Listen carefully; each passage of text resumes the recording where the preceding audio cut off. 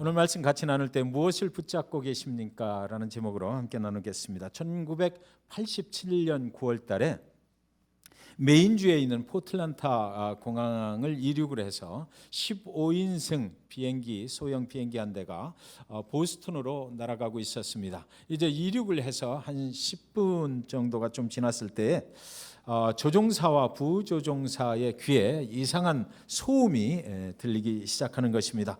그래서 항공기 뒤쪽에서 심한 소음이 일어나고 있는 것을 들었어요. 그래서 조종사 헨리가 46살 때인데 이 사람이 부조종사에게 이제 조종을 맡기고 그리고 나서 어디서 그 소음이 나는지를 살펴보려고 비행기 뒤쪽으로 이렇게 갔습니다. 조그만 비행기니까 금방 TV 문 쪽으로 꼬리 쪽으로 이렇게 가게 됐는데 그때 꼬리 쪽에 다 도착을 하니까 휙 하고 강한 바람이 불어와서 그를 팍 하고 낚아채간 것입니다. 그래서 보니까 뒷문이 열려 있는 거예요. 그런데 그 뒷문이 열려 있는데도 불구하고 그 라이트이 고장이 나가지고 경고등이 들어오질 않고 있었던 것입니다. 근데 이 헨리 이 사람은 바람에 휙 하고 쓸려 나가면서 정신을 차렸는지 업사이드 다운이 돼가지고 그 비행기 뒷문을 꽉 잡았던 것입니다. 그래서 이 부조종사가 생각을 하기를 헨리는 이제 바람에 쓸려 나가서 바다에 떨어졌구나. 그래서 관제탑에 연락을 했습니다. 우리가 다시 돌아갈 것입니다. 그래서 착륙을 또 그쪽 공항으로 할 거니까 이제 빨리 헬리콥터를 띄워서 그 바다에 떨어진 헨리를 찾아주십시오. 이렇게 하고 나서 이제 다시 착륙을 하는 동안 4,000피트 상공에서 190마일로 그때 날아가고 있었습니다. 그래서 10분 동안 그렇게 이제 날아가서 착륙을 안전하게 했대요. 안전하게 착륙을 하고 나서 이렇게 보니까 그 뒷문에 이 헨리가 업사이드 다운이 돼가지고 뒷문에 있는 그 사다리를 거꾸로 이렇게 붙잡고 하체는 다리는 비행기 안에 끼어 있고 그리고 머리하고 몸통은 이렇게 밖으로 이렇게 튀져 나와서 그 문을 단단히 붙잡고 그 다시 착륙하는 동안 한 10여 분 동안 붙잡고 있었던 것입니다. 그래서 공항 직원이 가서 그를 떼내려고 그러니까 얼마나 힘있게 붙잡고 있었는지 한참 걸렸다고 그럽니다. 그래서 다행히 다친 데도 없고 약간의 상처만 손에 입었다고 그러는데 병원에서 회복이 잘 됐다고 그럽니다. 사력을 다해서 그는 살기 위해서 그 사다리를 붙잡고 있었던 것이죠. 여러분은 지금 무엇을 붙잡고 계십니까? 갈라디아서 6장 9절은 말합니다. 우리가 선을 행하되 낙심하지 말지니 포기하지 아니하면 때가 이름에 거두리라. 하나님을 믿는 하나님의 백성들도 믿음을 지키며 살지만 그러나 때때로 우리를 지치게 만드는 포기하고 싶은 낭망하게 만들어버리는 그런 상황들을 우리는 종종 만나게 되는 것입니다. 그런데 오늘 이 갈라디아서 말씀을 통해서 사도 바울은 뭐라고 하느냐면 포기하지 말아라, 낭망하지 말아라, 끝까지 견디고 붙잡고 있어야 된다. 하나님께 매어 달려 있으면 결국 하나님의 능력으로 우리는 선한 열매를 맺게 될 것이다 라고 그렇게 말씀을 하고 있는 것입니다. 그는 다른 사람들에게 이 이야기를 할 때에 자신이 하나님의 일을 하면서 경험했던 것, 그것을 바탕으로 이야기를 하고 있는 것입니다. 자신은 아무리 어렵고 힘든 일이 있었을 때라도 그는 결코 포기하지 않았다. 그렇게 말을 하고 있는 것이에요. 포기하지 않고 낙심하지 않은 그 장본인이 그래서 결국 하나님 앞에 선한 열매를 거둔 사람이 나다라고 그렇게 자신 있게 자신의 경험을 바탕으로 이야기를 하고 있는 것입니다.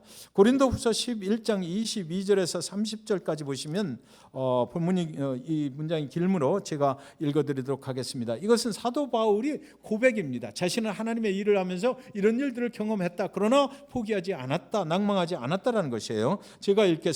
그들이 히브리인이냐 나도 그러하며 그들이 이스라엘이냐 나도 그러하며 그들이 아브라함의 후손이냐 나도 그러하며 그들이 그리스도의 일꾼이냐 정신없는 말을 하거니와 나는 더욱 그러하도다. 내가 수고를 넘치도록 하고 옥에 갇히기도 더 많이 하고 매도 수없이 맞고 여러 번 죽을 뻔하였으니 유대인들에게 40에서 하나 감한매를 5번 맞았으며 3번 태장으로 맞고 1번 돌로 맞고 3번 파선하고 일주일을 깊은 바다에서 지냈으며 여러 번 여행하면서 강의 위험과 강도의 위험과 동족의 위험과 이방인의 위험과 신의 위험과 광야의 위험과 바다의 위험과 거짓 형제 중에 위험을 당하고 또 수고하며 애쓰고 여러 번 자지 못하고 줄이며 목마르고 여러 번 굶고 춥고 헐벗었노라. 이 외의 일은 고사하고 아직도 날마다 내 속에 눌리는 일이 있으니 곧 모든 교회를 위하여 염려하는 것이라. 누가 약하면 내가 약하지 아니하며 누가 실족하게 되면 내가 애타지 아니하더냐. 내가 부득불 자랑할진대 내가 약한 것을 자랑하리라.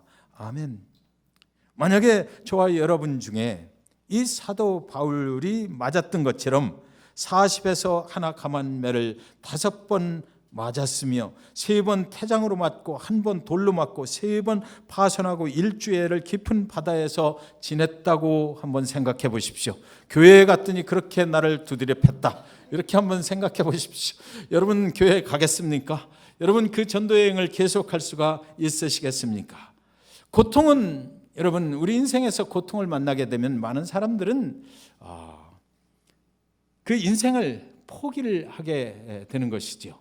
그 상황이 너무 어려우면, 내 능력으로 견디기가 힘들으면 그 상황 속에서 빠져나가 버리고 그 상황을 다시는 가까이 하기가 싫어지는 것입니다.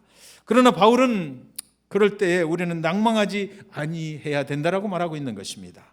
이것이 바울의 무모한 개인적인 용기 때문일까요? 절대 그렇지 않다라고 그는 자신 있게 자신의 영적인 담대함 때문이라고 말을 하고 있는 것이에요. 이것이 바로 바울을 바울되게 만들어 주었던 것입니다. 이런 믿음의 담대함이 바울을 바울되게 만들어 주었던 것이에요. 바울이 그렇게 했다면 모든 영적인 삶을 살고 있는 저와 여러분도 사도 바울이 생각하기에는 내가 그렇게 했으니까 여러분도 그렇게 얼마든지 할 수 있을 것입니다라고 우리에게 도전을 주고 있는 것입니다. 어쩌면 우리는 바울이 경험한 그런 무서운 그런 고통들을 우리는 당하지 않고 있는 것 아닙니까? 사랑하는 여러분, 믿음이 있다고 이런 상황을 피해갈 수 있는 것은 아니에요. 인생에는 우리가 통제할 수 없는 상황은 얼마든지 닥쳐오는 것입니다. 오늘 우리가 기도하지만 코로나 바이러스를 우리가 통제할 수 있나요? 여러분이 걸린 병을 여러분이 통제할 수가 있습니까? 우리는 그것을 할 수가 없습니다. 이런 때 우리는 포기하고 싶은 마음이 드는 것이고 낭망하려는 유혹 앞에 서게 되는 것입니다.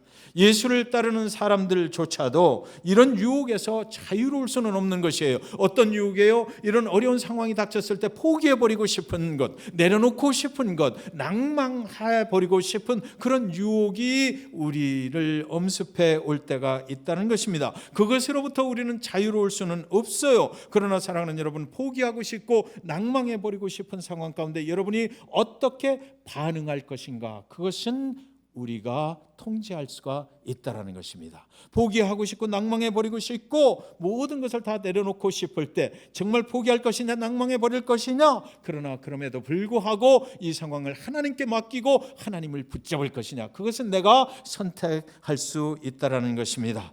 오늘 본문 고린도후서 4장 16절 18절에서는 우리가 포기하거나 낙심하지 말고 굳게 버텨야 하는 3가지 이유를 말해주고 있습니다. 첫 번째는 그 상황을 통과해 나가면서 우리의 속사람이 더욱 새로워진다고 말합니다. 16절에 보면 그러므로 우리가 낙심하지 아니하노니 우리의 겉사람은 낡아지나 우리의 속사람은 날로 새로워지도다. 밖으로 보이는 모습은 다 닳아서 없어지는 것 같지만 속사람, 우리 안에 있는 이 영적인 사람은 날로 새로워질 수 있다는 것입니다. 인간에게는 2사람이 존재합니다. 겉사람과 속사람이 존재를 하는 것입니다. 겉으로 보이는 것이 그 사람의 전부가 아니라는 것이에요. 그 진짜 사람은 또 속 안에 들어있다는 것입니다. 겉사람은 외적인 육신을 말하는 것이고 속사람은 내적인 영적인 몸을 말하는 것입니다. 겉사람이라는 것은 눈에 보이는 우리의 몸 자체를 말하는 것이에요. 이것은 나이가 들면서 저절로 자꾸만 낡아지고 없어져 가버리는 것입니다.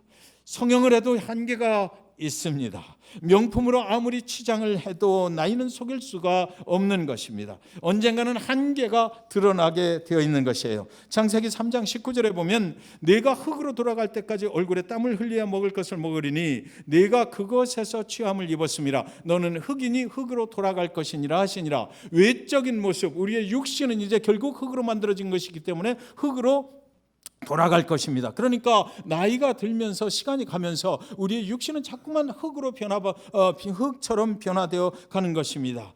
외적인 그 겉사람은 다 흙으로 돌아가서 썩어버릴 것입니다. 젊었을 때는 이것을 잘 못 느끼지요. 분명하게 느끼질 못해요. 젊을 때는 영원히 겉사람도 속사람도 건재하게 살 것이라고 그렇게 생각을 하는 것입니다. 그러나 그 젊음도 언젠가는 사라지고 말 것입니다. 그래서 전도서 12장 1절 2절에 보면 너는 청년의 때 너의 창조주를 기억하라. 곧 곤고한 날이 이르기 전에 나는 아무 낙이 없다고 할 해들이 가깝기 전에 해와 빛과 달과 별들이 어둡기 전에 비 뒤에 구름이 다시 일어나기 전에 그리하라. 이 말씀은 하나님의 지혜를 구하면서 살았던 솔로몬, 아주 지혜로웠던 사람이 우리에게 하는 말씀인 것입니다. 아무리 노력을 해도 흙으로 돌아갈 겉사람은 더 이상 새로워지지 않을 때가 온다라는 것입니다. 왜냐하면 겉사람은 흙에서 나와서 흙으로 돌아가도록 창조주께서 그렇게 만드셨기 때문입니다. 저도 나이가 들어가면서 얼굴에 자꾸 검은 점 같은 것들이 자꾸 생기고 피부도 자꾸 뭐가 생기는 거예요. 거무죽죽하게 자꾸 생겨요. 이게 뭐 가만히 보니까 성경에서 보니까 흙 색깔로 변해가는 것입니다. 자꾸 흙으로 변해가는 것이에요. 그런데 가끔 이렇게 우리 성도님들 우리 한국에 다녀오시고 또 이렇게 하시는 분들 보면 그 흙 색깔로 변해가던 피부가 어느 날 뽀얗게 변해서 오셨어요. 그래서 가만히 보니까 뭔가를 손을 좀 대신 것 같은데 그래서 제가 유심히 봤습니다. 저도 저렇게 해야 되나 이런 생각을 하기 때문에 유심히 보니까 그 뽀얗게 변해진 것이 아니고 이 색깔이 무슨 색깔이냐면 황토빛으로 변했어요. 뽀얀한 황토빛으로 변했어요. 보기도 이쁘고 굉장히 젊어 보이고 굉장히 좋아 보여요. 그런데 여러분, 황토도 흙은 흙입니다. 언젠가는 그 황토도 오리지널 흙이 되어버릴 수 있다는 것이죠. 여러분, 우리의 겉사람은 이런 것입니다. 우리는 아무리 치장을 해도 아무리 좋은 것으로 이렇게 바꾸어 놓아도 결국은 우리가 겉사람은 흙으로 돌아가게 된다는 것을 우리는 알아야만 합니다. 그러나 속사람은요, 오늘 성경이 말하기를 뭐라고 하냐면 매일같이 새롭게 될 수 있다는 것이에요. 겉사람처럼 되지 않는다는 것입니다. 속사람은 우리가 열심히 노력을 해서 잘 가꾸면 새롭게 자꾸만 젊어질 수 있다는 것이죠. 그러므로 우리는 속사람을 잘 가꾸어야 된다는 것이에요.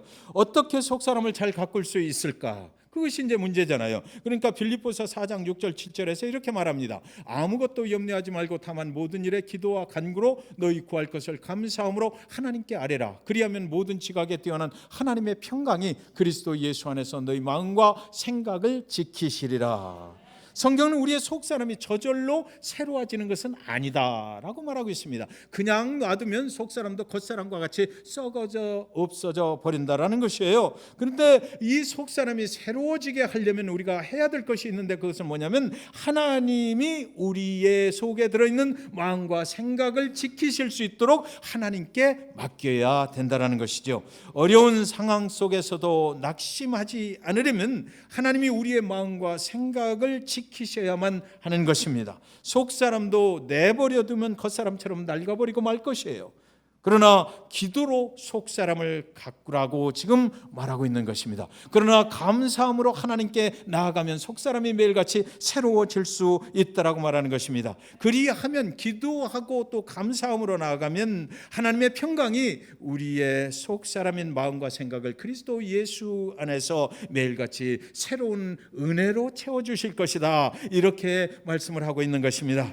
우리 잭슨빌 중앙침례교회 성도님들 모두는요, 겉사람을 좀 잘 가꾸셨으면 좋겠어요. 그런데 그거보다도 더 중요한 것, 속 사람을 잘 가꾸시기를 주님의 이름으로 간절히 축원드리는 것입니다. 두 번째로 낙심하지 말아야 할 이유는 우리에게 닥치는 환난은 곧 지나가는 것이다 라고 말하고 있습니다. 4장 17절에 보면 우리가 잠시 받는 환난에 경한 것이 지극히 크고 영원한 영광에 중한 것을 우리에게 이루게 함이니 이렇게 말씀합니다. 사도 바울은 의도적으로 여기 이 본문 속에서 몇 개의 상반되는 단어들을 나열을 해놓고 있습니다. 잠시와 영원이라는 것입니다. 환난과 영광을 대조했습니다. 그리고 경한 것, 가벼운 것과 중한 것, 중요한 것을 대조해서 기록해 놓은 것입니다.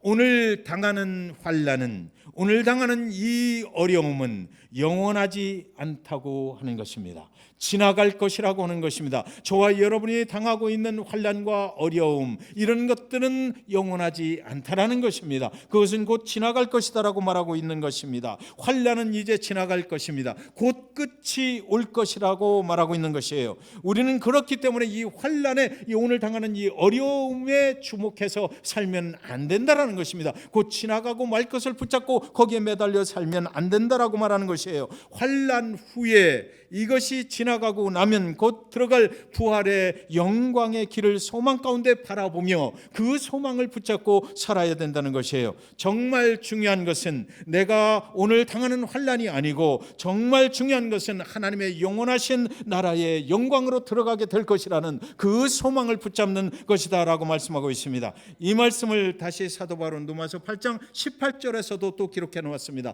다 같이 읽겠습니다. 시작. 생각하건대 현재의 고난은 장차 우리에게 나타날 영광과 비교할 수 없도다. 아멘. 현재의 고난은 장차 여러분에게 나타날 부활의 영광과 비교할 수 없습니다. 그런데 사도 바울은 이것을 어떻게 알았을까요? 그것을 본문에 그는 적어놓고 있습니다. 그것은 바로 내가 생각해 보니까 그렇더라는 것입니다. 무엇을 생각했어요? 예수 그리스도 그분께서 나의 죄를 대신 지시고 십자가에 나를 위해서 대속의 희생제물이 되시기까지 나를 사랑하시고 죽으셨다는 것, 그것을 생각해 보니까 그런 생각이 들었다는 것입니다. 그래서 나는 살고 그는 죽었습니다. 그러나 그것이 끝이 아니었습니다. 죽음으로 끝이 난 것이 아니고 그분은 죽음을 이기고 부활하셔서 나를 믿는 자 모든 자들은 그 부활의 영광의 대열에 서게 될 것이다. 그것을 생각해 보니까 내가 오늘 당하는 이 환난 가운데 매어 살 이유가 하나도 없다. 그 환난 때문에 내가 낭망할 이유가 하나도 없더라고 그는 말을 하고 있는 것입니다. 오늘 혹시 여러분 중에 환난을 당하고 계신 분 계시나요? 오늘 여러분 중에 가장 어려운 문제를 마음속에 품고 그렇게 살고 계신 분은 아니 계십니까? 한번 생각해 보시기 바랍니다.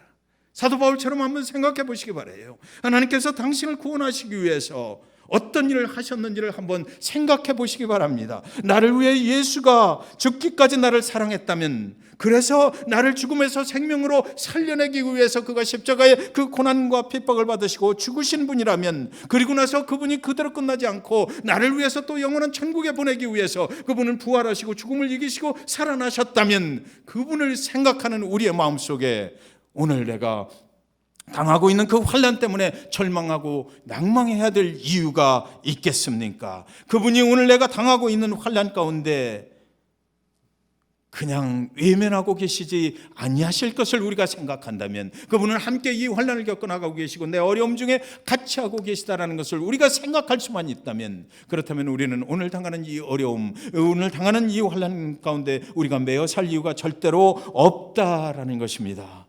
여러분이 당하고 계신 환난의 시간들은 이제 곧 지나갈 것입니다. 코로나 바이러스도 지나갈 것입니다. 그것들은 잠시 머물다 갈 경한 것이라고 성경은 분명히 말하고 있습니다. 그것이 영원히 머무르는 것이 아니라는 것입니다. 우리가 가끔가다 경험하는 슬픔함도 애통함도 곧 지나갈 것입니다. 여러분, 우리의 인생을 뒤돌아보니까 다 지나갔습니다. 한때 어려웠던 모든 것들은 하나님의 도우심으로 지나갔습니다. 한때 우리가 참으로 힘들어했던 것, 낭망하고 절망할 수밖에 없었던 그 시간들은 다 지나갔습니다. 그리고 또 오늘 우리가 환난과 또 여러 가지 어려움을 겪고는 있지만, 그러나 과거에 보니까 하나님이 그것을 제거해 주셨고 지나가게 만들었기 때문에 오늘도 우리가 영원한 천국으로 가는 그 길 중에서 만나는 이 환난과 어려움은 분명하게 지나가고 말 것입니다. 끝이 보인다는 것입니다.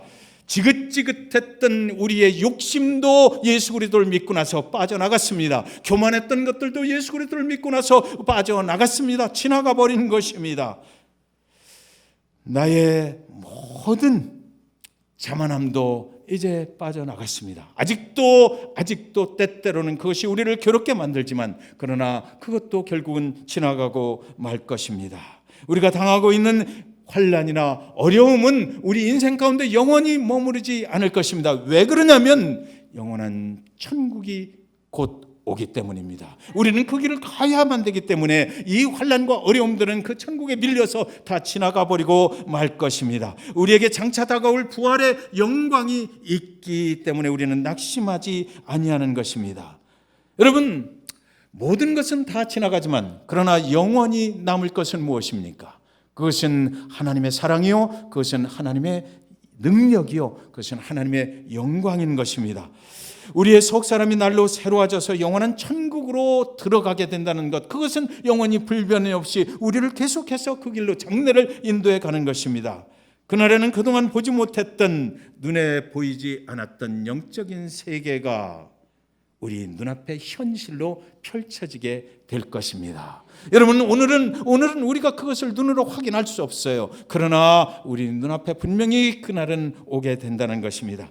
짐 엘리엇 그 선교사는 이렇게 말했어요. 영원한 것을 얻기 위해 영원하지 못한 것을 포기하는 자는 결코 어리석은 자가 아니다. 그는 또 이렇게 말을 했더라고요. 그는 주님 앞에 기도하기를, 주님, 내가 성공하는 사람이 되게 해 주시옵소서. 나의 삶이 영원하신 하나님을 드러내는 전시품이 되게 해 주시옵소서. 그는 하나님 앞에 기도하기를, 내가 성공적인 삶을 사는 것은, 그것은 뭐냐면 하나님을 나타낼 수 있는 전시품이, 디스플레이가 되게 해달라고. 그래서 다른 모든 사람들이 나를 보면 하나님을 발견할 수 있는 그런 사람으로 살게 해달라고 그렇게 기도했던 것입니다. 그가 그렇게 기도하고 에콰도르로 가서 그 원주민들에게 살해를 당해서 순교를 당하고 말았습니다. 그러나 그의 이름은 하나님을 드러내는 전시품으로 사용되었기에 여지껏 우리는 기억하고 있는 것입니다.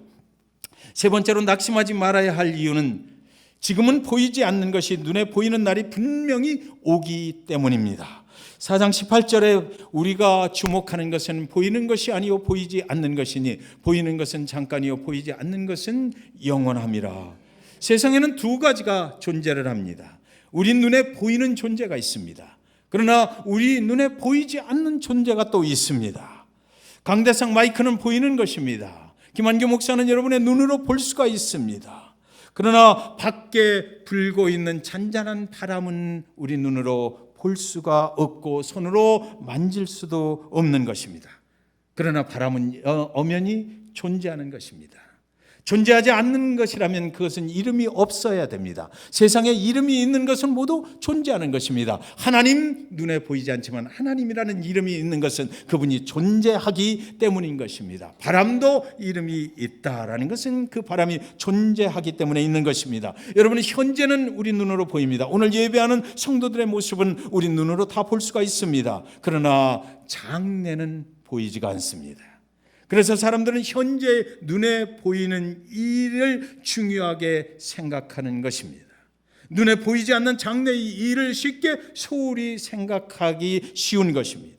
그러나 사도 바울이 오늘 뭐라고 말합니까? 눈에 보이지 않는 영원한 것에 주목해야 된다라고 말합니다. 눈에 보이는 것, 이것에 주목하는 것이 아니라 우리의 삶은 눈에 보이지 않는 영원한 세계, 그곳에 주목해야 된다라고 말하는 것이에요. 눈에 보이는 것보다 눈에 보이지 않는 앞으로 도래할 영원한 것, 그것이 더 우리의 삶 속에 중요한 것이라고 사도 바울은 분명히 본문을 통해서 말하고 있습니다.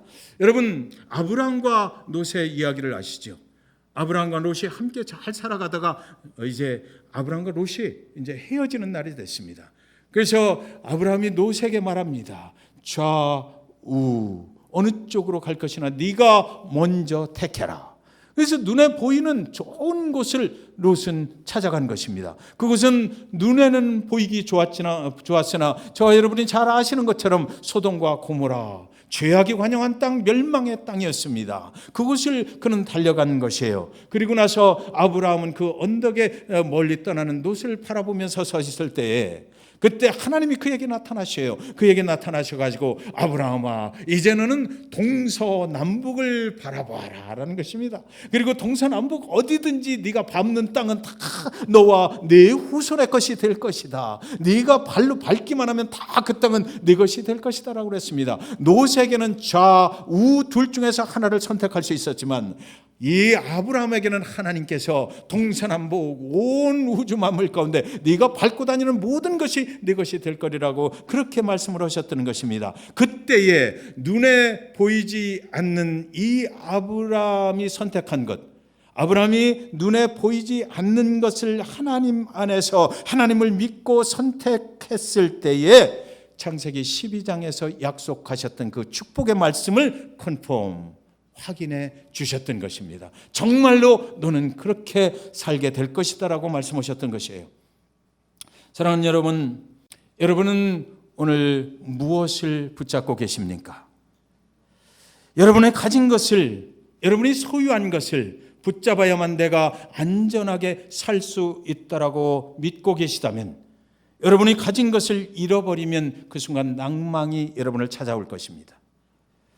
여러분이 하고 계신 일, 여러분이 하고 계신 그 사업체가 나를 안전하게 보장해 줄 것이다라고 그렇게 믿고 계시다면, 여러분의 사업체가 잘 안 되면, 여러분이 하고 계신 그 직장 일에서 떨어지게 된다면 여러분은 낭망하고 말 것입니다.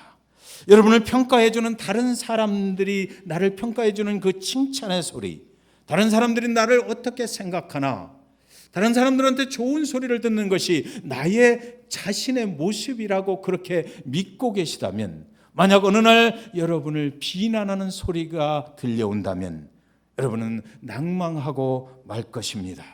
이런 것들은 모두 눈에 보이는 것이기 때문에 그렇습니다. 눈에 보이는 것들에 우리의 모든 것을 걸어버리면 우리는 매일같이 낭망하고 말 것입니다. 그러나 여러분, 우리는 눈에 보이지 않는 것으로, 눈에 보이는 것으로 살아가는 것이 아니고요, 우리 믿음의 백성들은 눈에 보이지 않는 것으로 영원하신 하나님의 나라를 붙잡고 살아가는 사람들 아닙니까?